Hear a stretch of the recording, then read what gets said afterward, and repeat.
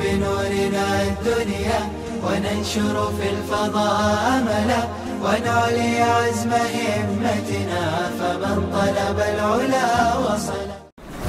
بسم الله الرحمن الرحيم. الحمد لله رب العالمين والعاقبة للمتقين والصلاة والسلام على سيد الأنبياء والمرسلين سيدنا وحبيبنا وحبيب رب العالمين محمد وعلى آله وأصحابه ومن هدى بهديه إلى يوم الدين. باب ما جاء في سبع أرضين وقول الله عز وجل الله الذي خلق سبع سماوات ومن الأرض مثلهن.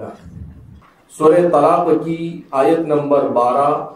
اس آیت کریمہ کے ضمن میں ایک روایت حضرت عبداللہ ابن عباس رضی اللہ تعالی عنہ سے منقول ہے کہ سیدنا حضرت عبداللہ ابن عباس رضی اللہ تعالی عنہ فرماتے ہیں کہ رسول اللہ صلی اللہ علیہ وسلم نے ایک موقع پر ارشاد فرمایا کہ جس طرح سے یہ زمین ہے اس طرح 7 زمینیں، ان 7 زمینوں میں سے فیہا آدم کا آدمیکم وعیسیٰ کا عیسیٰکم ومحمد کا محمدکم ونوح کا نوحکم.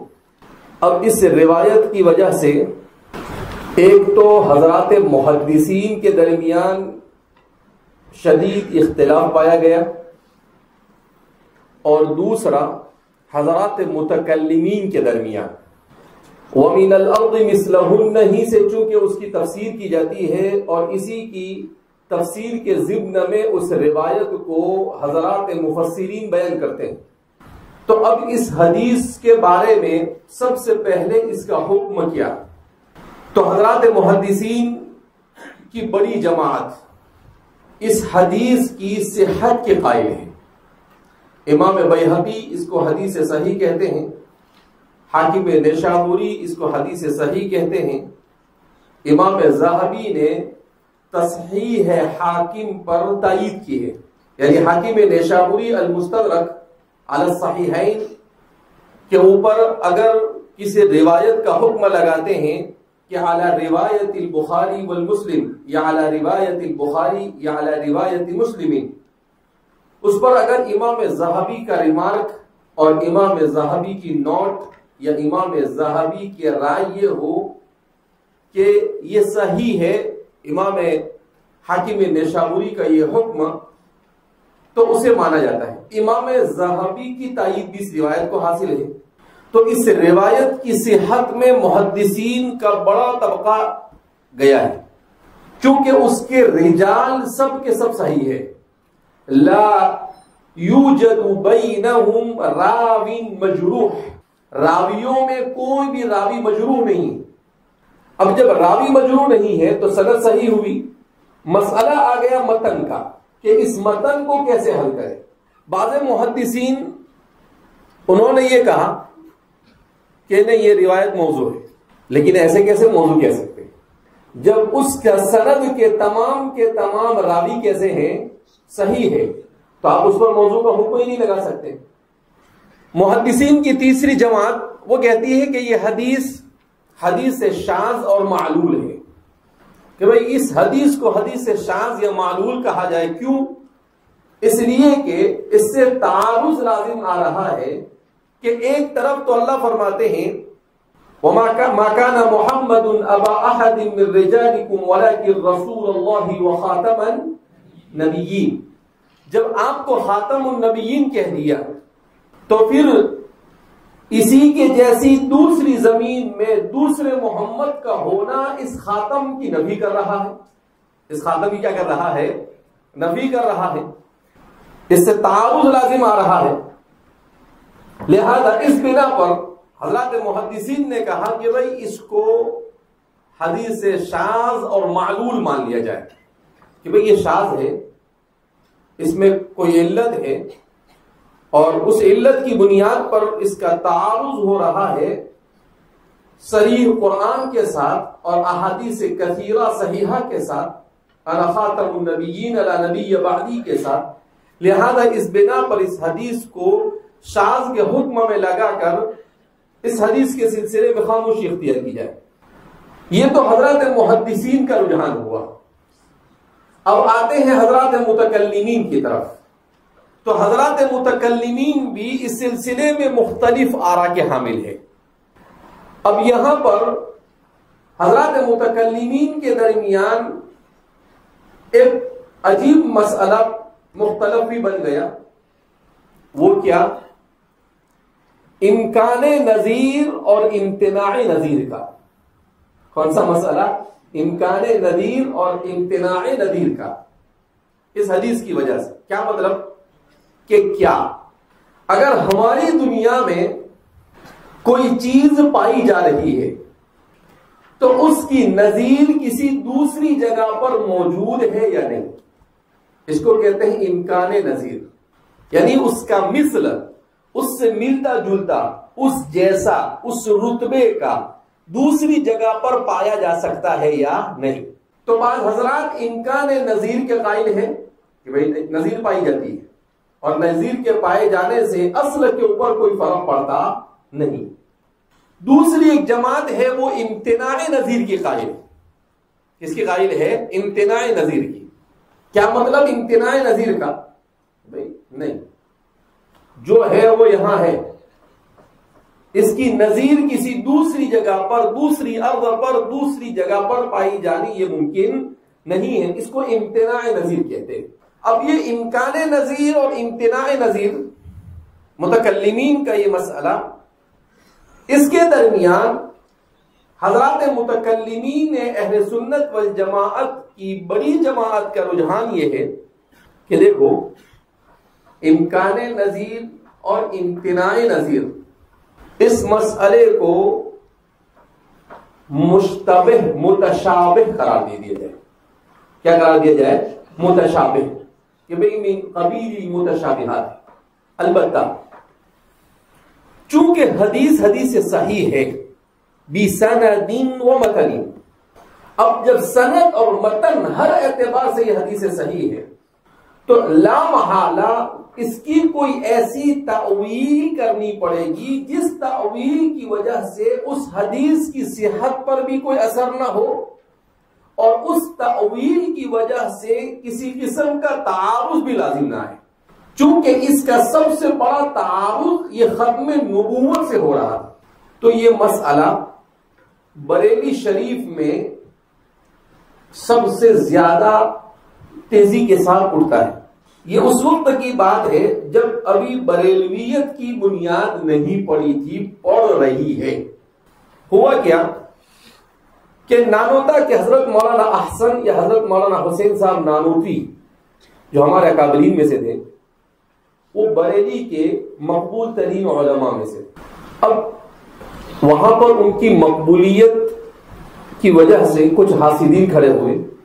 ان حاسدین میں احمد خان بریلوی، جس کو اعلی حضرت کہا جاتا ہے، ان کے والد تھے جن کا نام مولانا نقی تھا.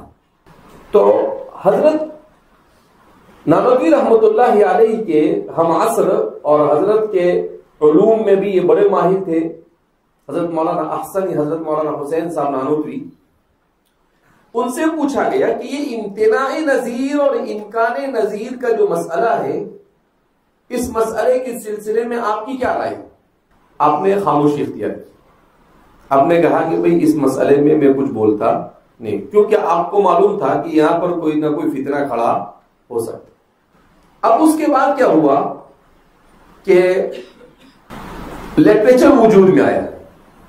ایک طبقہ وہ کھڑا ہوا جو امکان نظیر کے اوپر دلائل پیش کرنے لگا. دوسرا طبقہ وہ کھڑا ہوا جو امتناع نظیر پر دلائل کھڑے کرنے لگا، اور پھر اس کے تائید کرنے والے کھڑے ہونے لگے. مولانا کو کچھ لوگوں کا جنہوں نے امکان نظیر کی بات کہی، ان لوگوں کی بات کی تائید کر دی. بس یہ تائید کیا کرنا تھا، اعلی حضرت کے والد صاحب نے ان کے اوپر کفر کا فتویٰ لگا دی کہ بھئی یہ ختم نبوت کے منکر ہے، اور ختم نبوت کا منکر کافر ہوتا ہے. عید کی نماز، جمعہ کی نماز سب حضرت نانوتوی پڑھاتے تھے. حضرت مولانا قاسم صاحب نانوتوی نے ان کے معاصر حضرت مولانا احسن یا حضرت حسین صاحب انہوں نے بہت سمجھانے کی کوشش کی کہ بھائی میں ختم نبوت کا میں کیوں انکار کروں گا، پاگل ہوں، لیکن ایک نہ سنی گئی، اختلاف کو اتنی شدت دی گئی اور ایسے ہی میں عید کا دن آ گئے تو احمد رضا خان بریلوی کے والد کو حضرت نانوتوی نے کہا کہ بھائی 2 عید نہ منائی جائے. یہ اب ہمارے یہاں پر ایک ایک شہر میں کئی عیدیں ہوتی ہیں، لیکن پہلے ایسا نہیں ہوتا تھا. عیدگاہ شہر کے باہر ہوتی تھی اور سارے لوگ جمع ہو کر ایک عید پڑھتے تھے، اور افضل اور مسنون یہی ہے، اس لیے کہ عید کا مقصد ہے شوکت اسلام کا اظہار، اسلام کے جاہ و جلال کا اظہار. یہ اسی وقت ممکن ہے جب پورے علاقے کے مسلمان ایک جگہ پر کیا ہو جائے، جمع ہو جائے. اسی لیے جماعت میں محلے کی نماز، مسجد میں نماز افضل ہے تاکہ اجتماعیت امت میں باقی رہے، اتفاق اور اتحاد باقی رہے. جمعہ میں جامع مسجد کے اندر میں نماز افضل ہے تاکہ محلے کو چھوڑ کر پورے شہر کے لوگ ایک جگہ پر جمع ہو کر ایک دوسرے کے حالات سے واقف ہو. اور عید کے دن صرف شہر نہیں، شہر اور اس کے اطراف کے تمام لوگوں کا ایک جگہ پر جگہ ہونا، یہ کیا ہے، مسنون. ہمارے یہاں چھوٹے چھوٹے گاؤں میں 2-4 دکان ہے، فربا پوچھ لیتے اور جمعہ چالو کر دیتے ہیں. پھر کیا بولتے ہیں، اگر وہ جمعہ پڑھنے نہیں جائے تو اس سے اچھا یہاں پڑھ تو لے. بھائی قریہ کے اندر میں جمعہ نہیں ہوتی ہے، لہذا خواہ بخواہ اس طرح کے مسائل کو، اسی وجہ سے ہم تفرقہ در تفرقہ کا شکار ہے. بہرحال تو حضرت نے کہا کہ بھائی جمعہ تم پڑھا دو، میں تمہارے پیچھے جمعہ پڑھ لوں، ارے عید پڑھ لوں گا، مگر 2 عید نہ کی جائے شہر میں. لیکن حضرت والا تیاری نہیں ہوئے اور انہوں نے اپنی عید الگ کرائی. اس کے بعد آئے حضرت کے صاحبزادے، تو کریلا نیم چڑھا. اس کو کہتے ہیں نا کہ باپ کی نیت فاسد ہوتی ہے، باپ کے ارادے اور عمل صحیح نہیں ہوتا ہے، اس کا نتیجہ کیا ہوتا ہے، بیٹا اس میں اس سے 2 قدم آگے نکلتا ہے. یہ میں نے بھی پہلی بار پڑھا یہ پوری سٹوری، مجھے بھی نہیں معلوم تھی، کیونکہ میں ڈھونڈ رہا تھا کہ حضرت نانوتوی رحمۃ اللہ علیہ کے تحذیر الناس فی انکار اثر ابن عباس، حضرت نانوتوی رحمۃ اللہ علیہ کا پورا رسالہ ہے. اس رسالے کی پوری سٹوری کیا ہے، کیونکہ اسی رسالے کو بنیاد بنا کر حسام الحرمین میں اعلی حضرت نے حضرت نانوتوی رحمۃ اللہ علیہ کو الیاذ باللہ کافر قرار دیا. تو اس لیے میں نے آج یہ پوری سٹوری کیا کی، تلاش کی اور اس کو میں نے پورا پڑھا کہ یہ تحذیر، کیونکہ اسی کے ضمن میں وہ آتا ہے. تو پھر اس کے بعد کیا ہوا، اب یہ قضیہ حضرت نانوتوی نے بھیجا حضرت نانوتوی کو. مولانا حسن صاحب نانوتوی نے کس کو بھیجا، سجد الاسلام حضرت مولانا قاسم صاحب نانوتوی رحمۃ اللہ علیہ. تو حضرت مولانا قاسم صاحب نانوتوی نے ان کے استفتاء ان کے سوال کے اوپر جواب لکھا، جو ایک کتابچے کی شکل میں وجود میں آیا، رسالے کی شکل میں، تحذیر الناس فی انکار اثر ابن عباس کے نام سے.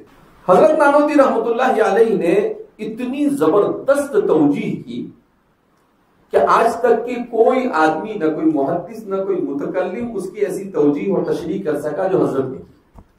حضرت نے اس بحث کو اس طریقے سے سمیٹا کہ بھائی دیکھو، جب سند صحیح، متن صحیح، تو اس روایت کے اوپر آپ کو کسی نہ کسی طریقے سے سمجھنا پڑے گا، لیکن اس کو شاذ کہہ کر، معلول کہہ کر، کچھ اور بہانے سے آپ اس سے پہلو تہی اختیار کر سکتے نہیں. تو حضرت نانوتوی رحمۃ اللہ علیہ نے کہا کہ بھائی دیکھو، ختم جس کو خاتم النبیین کہتے ہیں، ختم کی 3 شکلیں ہوتی ہیں. ختم کی کتنی شکلیں ہوتی ہے؟ 3. ایک ہوتا ہے خاتم زمانی، دوسرا ہوتا ہے خاتم مکانی، اور تیسرا ہوتا ہے خاتم رتبی. عجیب بحث چھیڑی آپ نے. کیا مطلب اس کا؟ کہا رسول اللہ صلی اللہ علیہ وسلم کو خاتم النبیین کہا گیا. تو کیا خاتم النبیین سے کون سا خاتم مراد ہے؟ خاتم رتبی مراد ہے، خاتم زمانی مراد ہے، یا خاتم مکانی مراد ہے؟ پھر آپ نے کہا کہ دیکھو، یہاں پر خاتم رتبی کو ماننا یہ زیادہ افضل اور اولا ہے، جس کی وجہ سے اثر ابن عباس کی صحت پر بھی اثر نہیں پڑے گا، اور ساتھ ہی ساتھ میں احادیث صحیحہ اور آیات صریحہ سے اس کا تعارض بھی نہیں ہوگا۔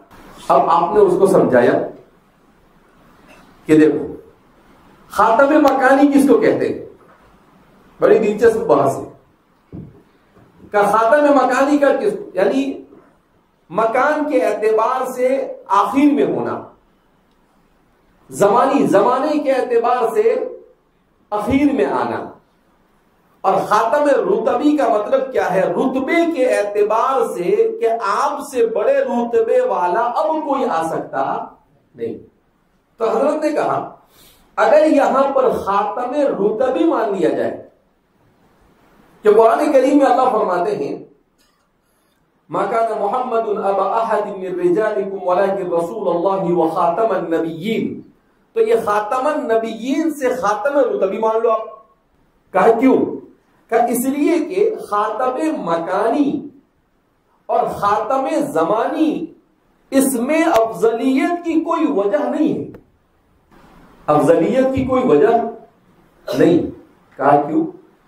کوئی اپنے باپ کا آخری بچہ ہے تو کیا اس کا آخری ہونا افضل ہونے پر دلالت کرتا ہے؟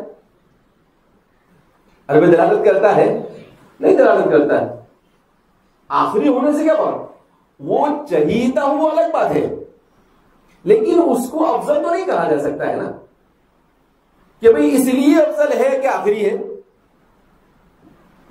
تو اس کا مطلب کیا ہوا کہ کسی کا آخری ہونا یہ دلیل افضلیت نہیں ہے، اس کو مطلق دلیل افضلیت مانا جا سکتا نہیں۔ جب رسول اللہ صلی اللہ علیہ وسلم کو خاتم رتبی مانا جائے کہ آپ رتبے کے اعتبار سے خاتم ہیں، کیا مطلب کہ آپ اس رتبے، اس مقام پر، اور اس اللہ رب العزت نے اتنے عظیم مقام پر آپ کو فائز کیا ہے کہ اس مقام پر نہ آپ سے پہلے کوئی پہنچا نہ آپ کے بعد کوئی پہنچ سکتا ہے، نہ آپ سے پہلے کوئی پہنچا نہ آپ کے بعد کوئی پہنچ سکتا ہے۔ تو جب اسے مانا جائے تو آپ صلی اللہ علیہ وسلم کی فضیلت آپ سے پہلے والے انبیاء پر بھی ثابت ہو جاتی ہے اور آپ کے بعد آنے والی ساری بشریت پر بھی ثابت ہو جاتی ہے۔ ارے بات سمجھ میں آ رہی کچھ؟ لیکن حضرت نانوتوی رحمۃ اللہ علیہ نے یہ نہیں کہا کہ خاتم مکانی اور خاتم زمانی آپ نہیں ہے، نہیں، آپ نے کہا کہ رسول اللہ صلی اللہ علیہ وسلم تو خاتم تھے تینوں اعتبار سے، خاتم تھے تینوں اعتبار سے، البتہ ان تینوں میں بھی خاتم رتبی کو ماننا یہ زیادہ افضل ہے۔ کیوں زیادہ افضل ہے؟ اس لیے کہ اس میں کوئی وجہ معلوم ہو رہی ہے کہ رتبے کے اعتبار سے، اس لیے کہ اللہ رب العزت نے آپ کو اس مقام پر فائز کیا، وہ رتبہ حضور کو عطا فرمایا، تو یہاں پر تو افضلیت کی علت سمجھ میں آتی ہے، مگر زمان اور مکان میں کوئی علت نہیں۔ البتہ ضمناً وہ رتبی، خاتم رتبی کے ضمن میں خاتم مکانی اور زمانی بھی آ گئے، خاتم رتبی اور خاتم مکانی اور زمانی بھی کیا ہو گئے، داخل ہو گئے۔ آپ گویا کے تینوں اعتبار سے خاتم ہیں۔ حضرت والا نے کیا کیا، اعلیٰ حضرت نے حسام الحرمین میں حضرت کی عبارتوں کو مختلف جگہ سے کاٹا، اس کو ملا دیا، اور پھر یہ ثابت کرنے کی کوشش کی کہ آپ خاتم مکانی اور زمانی کا انکار کر رہے ہیں۔ ایسے ہی جیسے کوئی آدمی یہ کرے کہ قرآن کریم تو کیا کہتے ہیں معلوم، لا تقربوا الصلاۃ، نماز کے قریب بھی مت جاؤ، آگے اور پیچھے سے کاٹ دو، تو کیا بولے گا، لا تقربوا الصلاۃ، یعنی آپ کہے تو بہت اچھا آپ نے دے دیا ہم کو بھی، ارے آگے کیا کہتا ہے قرآن، وَأَنْتُمْ سُكَارَىٰ، اب وَأَنْتُمْ سُكَارَىٰ کو آپ بیان نہیں کریں گے اور اس سے پہلے والے کو آپ بیان نہیں کریں گے تو سامنے والا کیا سمجھے گا، ارے قرآن تو کہتا ہے کہ نماز کے قریب بھی مت جاؤ، کائیں نماز پڑھنا اپنے کو، برابر پڑھ رہا ہے، تو اپنے کو بھی نہیں پڑھنی ہے، اپنے بھی پڑھنا تو ہے نہیں، بہت اچھا ہے، قرآن بھی کہتا ہے لا تقربوا الصلاۃ، اپنا عمل موافق کتاب ہو گیا، اپنا عمل تو کیسا ہو گیا، موافق ہے، تو یہ غلط ہے کہ صحیح ہے؟ ارے غلط ہے نا، کہ سیاق و سباق سے کاٹ. تو انہوں نے کیا کہ حضرت تھانوی کی بات کو اس طرح سے کاٹ چھانٹ کر اس کو فٹ کر دیا اور کہا کہ آپ خاتم رتبی کو مانتے ہیں اور خاتم زمانی اور مکانی کے منکر ہے، لہذا اس بنا پر یہ کہنا. تو اب حضرت نے کیا کہا کہ بھئی دیکھو، اگر ہم اس روایت کو صحیح بھی مان لیتے ہیں، متن بھی صحیح ہے اور سند بھی صحیح ہے، تو یہ کہیں گے کہ حضور خاتم رتبی ہے. جب آپ خاتم رتبی ہے، لہذا کوئی دوسری زمین پر محمد کا محمدکم بھی ہے تو وہ آپ کے خاتم رتبی کو آگے بڑھ سکتا نہیں. وہ خاتم زمانی مکانی تک جا سکتا ہے لیکن خاتم رتبی کے وہ آگے بڑھ سکتا. تو آپ نے اس حدیث کو سمجھانے کے لیے بات کہی، اس حدیث کو سمجھانے کے پس منظر میں سوال کے جواب میں آپ نے اس بات کو سمجھا کر اس کو کہا کہ بھئی اس حدیث کو بھی جتنا ہو سکے نص کو ایک دوسرے کے ساتھ منطبق کرنے کی کیا کی جائے، کوشش کی جائے. ناسخ اور منسوخ اتنا افضل اور اولا ہوا کرتا نہیں. تو اس کو اٹھا کر یہ لوگ کیا کہتے ہیں کہ دیکھو ہاں انہوں نے ہاتھ دیا کس کو، قادیانی کو، کہ وہ نبوت کا کیا کرے، دعویٰ کرے. ارے بے وقوف، وہ یہ کہہ رہے ہیں کہ اگر مان لو وہ اثر صحیح ہے تو اس کو اگر وہاں پر کوئی محمد بھی ہے بالفرض محال مان لو یا اس حدیث کو صحیح کرنے کے لیے مان لو، تو اس کو وہ محمد کون سا ہوگا، خاتم مکانی والا ہوگا، وہ خاتم رتبی والا ہو سکتا نہیں. والسقف المرفوع، سورہ طور کی آیت نمبر 5. السماء کا اس سے مراد سما ہے.